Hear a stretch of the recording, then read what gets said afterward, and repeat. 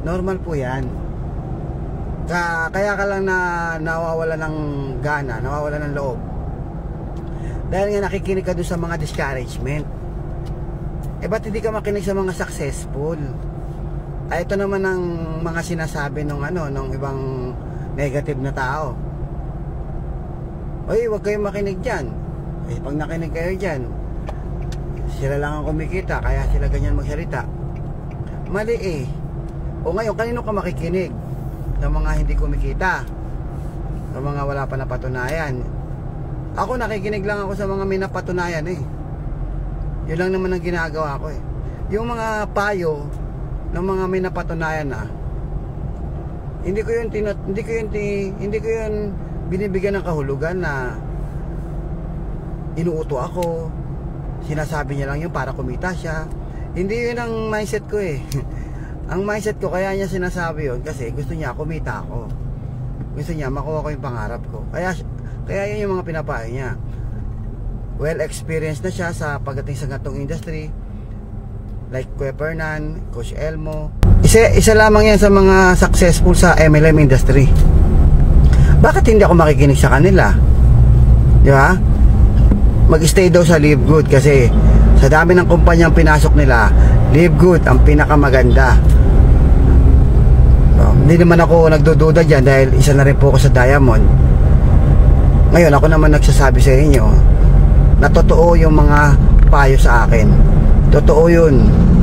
Sinasabi ko sa inyo, hindi para lang sa akin. Kasi kahit naman mag-quit ka o bumitaw ka dahil ayaw mo makinig sa sinabi ko, hindi ka naniniwala sa sinabi ko, kahit naman bumitaw ka, ang gagawin lang namin dyan, magbibuild ng bago build lang kami ng build. So lahat ng naging successful sa MLM, meron po yung attrition.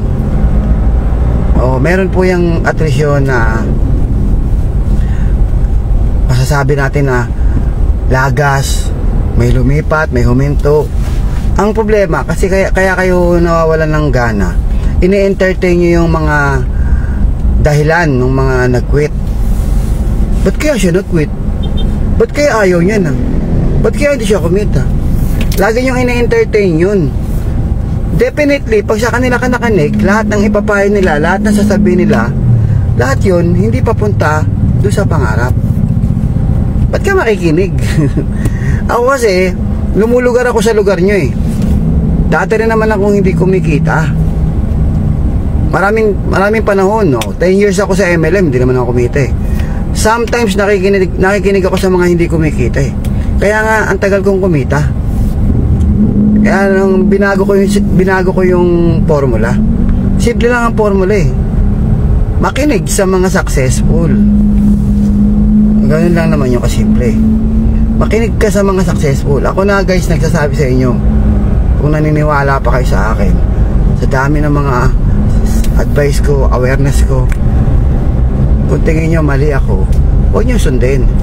Pero at the end of the day, pag hindi ka sumunod, ikaw pa rin naman ang magsasuffer niyan diba? Kasi yung tinuturo namin, papunta sa success mo yun 100%. Hindi uuso dito yung bubulahin ka namin. Kung nasa Live Good ka okay, yung mga advice namin, pakinggan mo yun guys, pakinggan mo. Huwag kang makinig doon sa mga lumipat. Natural, lumipat yan. Ang sasabihin yan, puro pangit. Pero tingnan mo yung mag-background check ka sa mga lumipat. Kailan ba na? Ayoko na magsalita ng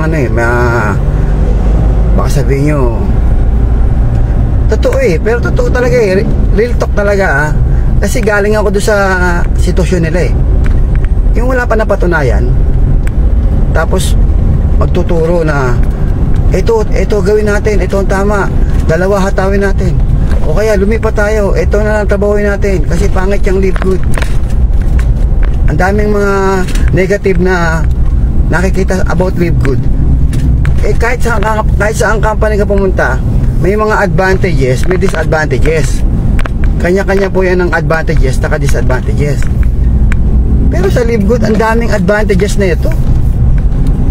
Ang dami. Line of products, napakarami. Ang daming pagpipilian. Murang product, napakamura. Quality product, napaka-quality. Hindi ka mapapaya kahit sa mga doktor may offer. Compensation plan, napaka-generous. Bilhin mo yung direct referral, may second level, may third, may fourth level. Kahit silver ka pa lang. Pag diamond ka, hanggang 10th level. Sa weekly password commission pa lang, ang laki na lang kinikita mo. Paano pa yung ano mo? Paano pa yung meron pang matrix?